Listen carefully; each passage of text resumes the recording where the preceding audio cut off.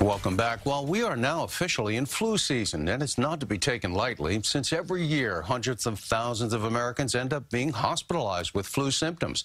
In fact, on average, tens of thousands of people actually die each year from flu complications, with the elderly and young children being the most vulnerable. The experts recommend some common sense tips on good hygiene as well as getting a yearly flu shot, but many Americans shun the flu shot recommendation. Well, joining us now is someone who, along with his wife, has launched a national campaign to warn anyone that's ignoring that advice that they're doing so at their own peril or that of their family members. And he is Richard Kanowitz, a Long Island native whose family suffered a very personal tragedy when their 4-year-old daughter, Amanda, died from flu complications. Sir, thank you for your courage to come in and speak about this. First, tell us about what happened to Amanda. Well, Amanda was a happy, healthy little girl, 4 years old. When she got home from school on a Friday, she was a little sick. We didn't know whether it was just a virus or something like that. By Monday, she had passed away in her bed. In just a few days? Just a few days, within 72 hours. So the first thing we did, of course, we reached out to the local authorities. At the time, in 2003, 2004, there was a requirement that the medical examiners have autopsies. And my wife and I never thought that there'd be a reason for my healthy, happy girl to pass away so fast. Well, we found out it was the flu, and my wife and I were shocked. We didn't realize that the flu could kill a healthy child. A very serious strain, or just happened to be that she was vulnerable to that? That year's influenza B and A, she had B, but the key to the whole thing was that she wasn't vaccinated. And the reason why she wasn't vaccinated was because back then, in 2004, the guidelines were 0 to 23 months. So the pediatricians weren't recommending it.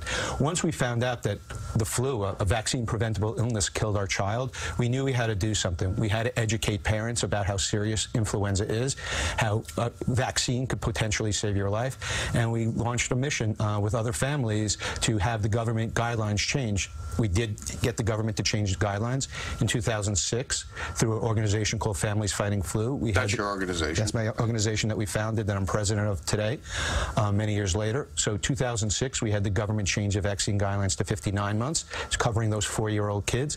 Thereafter, in 2008, we had the government change the guidelines to 18, up to 18 years age. That means universal. That means everybody's recommended each and every year to get a vaccine to protect themselves against the virus. And had my daughter received the vaccine, we believe she would have been here, because we believe her body's reaction to the virus would have handled itself better, and she would not have died within 72 hours. You know, folks are going to be watching, they go, wow, how can you come on here and talk about that? That must have been so heartbreaking, such a lovely child, beautiful, energetic child like that.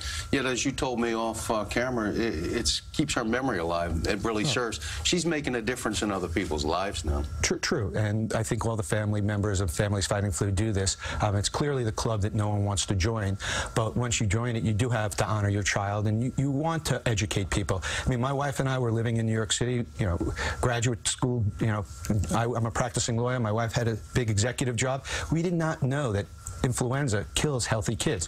Had we known, of course we got our daughter vaccinated, but we didn't know because the guidelines were such. But now there is no excuse. Everyone needs to get themselves and their children vaccinated each and every year. Well, as you know, that's a big debate in itself. You can go online and have find any number of websites telling you that, you know, you're imperiling your child if you use the flu vaccine, arguing that it comes from, I guess, chicken viruses in some cases, right?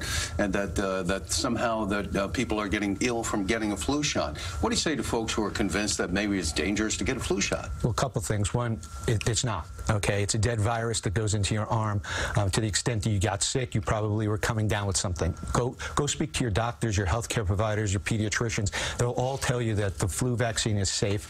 And bottom line is, and we're coming up on 100 years of the 1918 Spanish influenza, it killed a lot of healthy people. 50 million around the world. The reason it killed a lot of healthy people is that their body had no ability to deal with the virus. That's what happened to my daughter. So if you don't get vaccinated, the difference is between being very sick or dying. I would choose to be very sick. Yeah, and the fear is that someday we'll get another epidemic that sweeps across the planet like that. And you know, right now they use a system where they check what happens in the southern hemisphere because we have opposite seasons. The way, of course, that's the way it works with the planet and our position to the sun. When we're in winter, they're in summer. When we're in summer, they're in winter. And so we get advance notice of whether or not it's been a difficult flu season, and they try to predict what's going to happen here. Are we getting any sense of that for this year? And what do you think of that method for predicting the flu? Well, it's not a perfect situation, but again, what we're talking about is each and every year you get vaccinated, so each and every year your body knows how to regulate itself and protect itself against the virus. It changes and shifts so often that, it's a difficult scientific problem to have. It's a difficult healthcare problem, and people need to realize the reason you get vaccinated each and every year is to protect yourself each and every year. There should be no excuse. Otherwise, you could end up with a child or, serious complications. And why do that when you have a vaccine that is effective in preventing illness?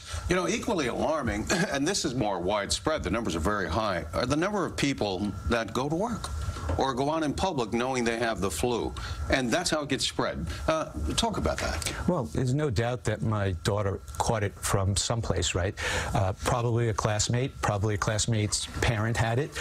People probably weren't vaccinated, and if they were vaccinated and they were ill, they should have stayed home. I mean, there's something to being vaccinated called herd immunity, where the more people get vaccinated, the safer we all are. So when people decide not to get vaccinated and then go out in public, they're really not only harming themselves, they're putting other people's lives at risk. I talked to a deli clerk a year ago who told me that this person is dealing with the public, preparing food. He told me if he didn't go to work, he'd get fired. And that's why he should get vaccinated each and every year. Save his job, but also protect others. So there are a lot of excuses. There are a lot of things and misinformation. People need to find themselves, the resources, and our website is a perfect thing. We have a website with a lot of information, familiesfightingflu.org. Again, it's familiesfightingflu.org. And people could learn about how serious influenza is, and the best way to protect themselves is to get vaccinated each and every year. And then practice some good hygiene. Wash your hands, make sure you're be careful about if you're sick, not shaking hands with people. All those are great, health care options. However, the only way to protect yourself each and every year is to get vaccinated and get your child vaccinated. Well, thanks for the advice and really the warning of what can happen, and something you've certainly experienced and lived through. We appreciate your courage. Richard Kanowitz, founder of Families Fighting Flu, along with his wife. Thanks for joining us and for your efforts, inspired by your daughter Amanda, who lives on in this effort. Thank you very much for having this out there to people. It's really important that people understand how serious influenza is. Well, I think we see that this morning. It certainly made a difference to the folks who've heard this story here today. Thank you, sir. And when we return, a home built for veterans by veterans, and in the process, delivering desperately needed job skills.